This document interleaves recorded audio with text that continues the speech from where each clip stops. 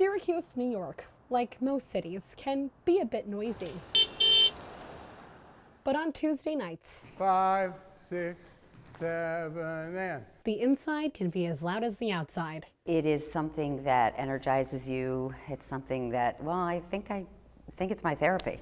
Angela Saturno was one of the 7 women who show up at the Jewish Community Center to tap. Tap is my life, but it's just tap. So you have to stay relaxed about it.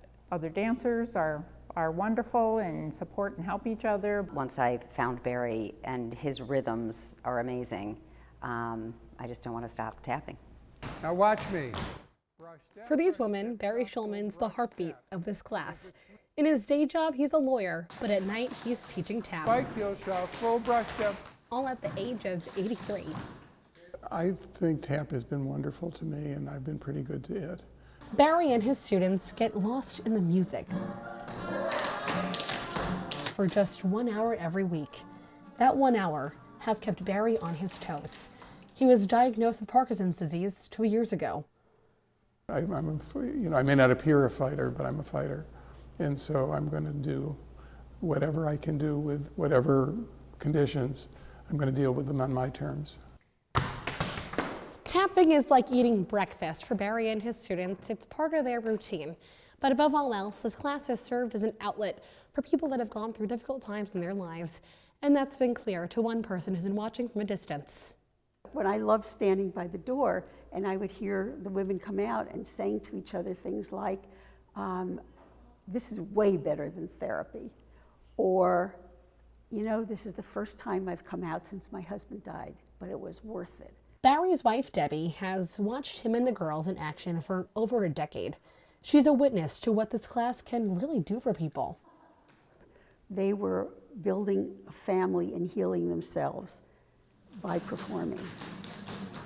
These tiny moments stuck with Debbie, eventually inspiring her to lace up her very own tap shoes for her and Barry's 50th wedding anniversary. And all of our kids took out their cameras to take, pictures of what was happening. And after the first one, they said, do it again. And our 3-year-old grandson got up and did it with us. And if you're wondering, no, Debbie has yet to dance in the classroom. And Barry, as humble as can be, taking barely any credit for the work he's done. But I'm not falsely proud about it. I'm very proud of how hard some of them work and how much joy they get from it. Slam, brush, hop, triple step.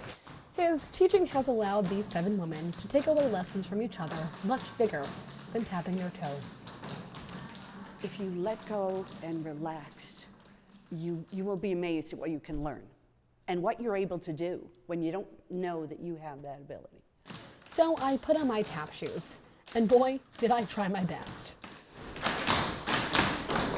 But when you tap with this group, you feel the warm embrace of friendship just by sitting next to people you just met.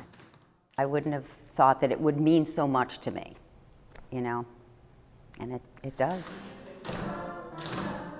And they always have room for one more, because why wouldn't they? As long as you got a song in your heart and just a bit of rhythm. Until I put my tap shoes on again, in Syracuse, New York, Nicole LaFonte, NCC News.